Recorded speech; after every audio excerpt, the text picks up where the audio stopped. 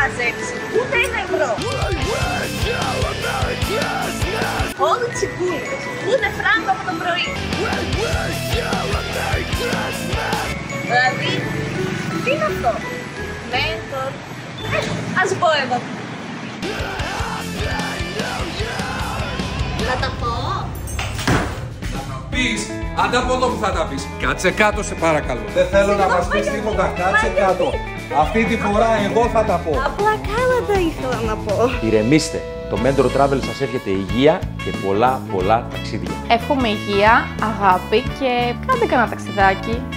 Ταξιδάκι, Βασίλη, ταξιδάκι. Και από μένα τα κλασικά, υγεία, αγάπη, ευτυχία, πολλά χαμόγελα. Χρόνια πολλά, χρόνια καλά, με ευτυχισμένες στιγμές.